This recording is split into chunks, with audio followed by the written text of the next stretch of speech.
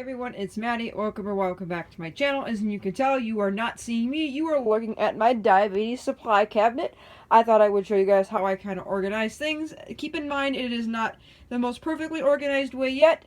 I have it pretty much the way I want, but things may change. And if things do change, I will be sure to update you guys with another how I organize my diabetes stuff. So I guess we'll just start with the cute little things on the top. This bear I got from my neighbor after I was diagnosed, so it just kind of sits there. There's a little unicorn here. You know, we got to chase them unicorns. We got to get our 100 blood sugars all the time. And then two other little, like, porcelain unicorns. In this container, it's kind of like a 3-shelved clear, like, makeup drawer, I guess you could say. And in there, I just have, like, a cross and some holy water. But I really like what's behind it, and it says one day at a time. Help me believe in what I could be and all that I am. Show me the stairway I have to climb, Lord, for my sake. Teach me to take one day at a time. I think it just sums up diabetes perfectly. All we can do is take one day at a time. But anyways, in this top drawer, I just store some syringes. Now, there's only 3 of them in here because I don't really use a lot of syringes. I only use them when my insulin pens run low and the plunger cannot push that last little bit out. And at that point, I will use syringes for a day or two. So I just leave a few in here. And I also carry one with me in case I don't happen to have a pen needle with me. At least that way, if I absolutely need to take insulin or eat something, that I can give myself an injection. Now in here I just store a bunch of lancets. These lancets here are for the One Touch Delica lancing device. I believe these are the 30 gauge. Yeah, these are a little bit thicker ones. This is for like the my regular finger poker, and then these ones are for my Gentile. Now these aren't specific Gentile lancing devices. I will lancets. I will show you them in the drawer. But these you can also put in the Gentile. There's all different types of lancets that can fit inside the Gentile as long as it has the kind of plus bottom to it. You can use it in the Gentile. So I have these here, and I just grab them when I need them. And in here, I have just pen needles. I do kind of stand them up, and then I just grab them and put so many in my bag for the day if I need them, and then I refill at the end of the night, but at least I know they're always in here. So most of the main stuff that I can grab right away sits on top of this kind of little cabinet, but we'll go down into here where more of the extra stuff is stored. Now, I do have kind of like a little bit of like contact paper with like actual like label on here, and same with here, but I hope to eventually get like some sort of like label maker and make them a little nicer. But in here it's just what it says it is. Oops, that kind of got stuck. I'm gonna have to put this down here. So in this first drawer, way back here are the One Touch Delica lancets. Right on top of them I have control solution for my One Touch variometer. And here is the box of the Gentile Butterfly Touch Lancets. They're basically the same size as those purple lancets, but these are the Gentile, exactly the Gentile ones. And they are that plus bottom to it, and they'll fit inside my Gentile. So I have 2 different lancing devices, lancets from 2 different lancing devices. Obviously, you can see here, these are 10 packs of 10 syringes. I use the 3/10 milliliter, 6mm, 31 gauge BD Veil insulin syringes when I need to use them. And they just kind of sit here. And then if you move all these out of the way, in the back, I have more alcohol swabs. I typically use the ones from the dollar store just because they're a little thinner and I don't really use a lot of alcohol swabs, but these are the BD ones and they're a little thicker, but I just keep any alcohol swabs that I don't need right there.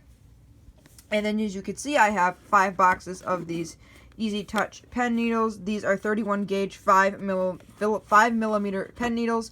Those work pretty well for me. And then right here I have some rubbing alcohol in case I were to be out of the alcohol swabs or I need to clean a bigger area, such as when I change my site for my Dexcom. In the second drawer here, I have Dexcom and cases and all kinds of extra stuff. So, and I make sure there's no names on here. So I gotta block my name here, or like my personal information. But in here is just Dexcom sensors. This is the receiver's charger. And then way in the back, I have some tapes that I decorated. If you didn't see that video, go check it out. Some more Expression Med tapes and some Dexcom over patches. These you guys can get free from Dexcom. You just need to call them and they will send you some.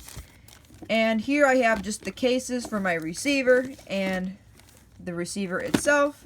This back here is a toothbrush that I use to clean my Genteel Lancing device. I hope to make a future video on Genteel, but do know that if you do decide to buy Genteel, and you do have to clean it out once or twice a week just to give it a fresh rundown and to keep it working properly. So that is a clean toothbrush that I use for Genteel, and I just use stickers to decorate it. And then here is all my Genteel like tips. And if you also get Genteel and you send them a picture using the hashtag #SaveYourFingers, they will send you free contact tips that are specifically designed for your fingers, and they do glow in the dark. So that's those. Moving over here, all I have is my old transmitter that just died. That's why you're seeing me do more finger sticks, at least for this video. I'm checking my blood sugar every hour. I eat and check 1 to 2 hours post-meal until I get my new transmitter coming in a couple days. But this is the dead transmitter. I am saving it in case anybody, I guess, wants to replace the battery themselves. They can have it. But it's just going to chill there for now. And then this is my old meter case for the One Touch Vario Flex. It's nothing fancy, nothing special. This is a Diabetic dust bag for the Diabetic Brandy backpack I use. And then over here, I just have the attention. I have a medical condition card. I have an extra one plus the little tag that goes with it. So nothing too fancy down here. It's just pretty boring. And I'll reorganize it after I finish this video, but normally it's very, very organized. And the final drawer, which we're going to get into, is just books, info, and other. Right now, I have no clue what to do with this big old thing of cotton balls. These work good, too, if you don't have alcohol swabs at home. You could take a cotton ball and some rubbing alcohol and use it to clean an injection site or clean a site or whatever the case may be. You can use those. In here is just a little, composition book that says no problema. I used to use it to write all my blood sugars in, but now I use it to save all my Dexcom codes and how they run. And today's March 11th. My sensor failed. Transmitter died because for that reason. It ran 18 days. See, I restarted with the same code. It's a good idea to log these just so you have a record. And also, if you want to restart your sensors with the code, it's good to know what that code was so you don't have to have papers flying everywhere.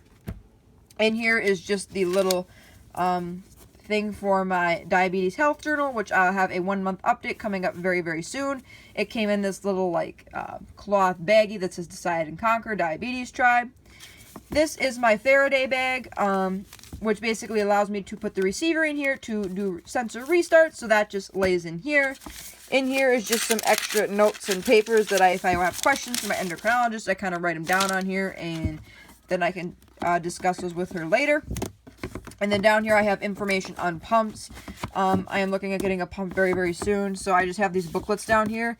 This is kind of a very disorganized drawer. I hope to make this one a little bit better.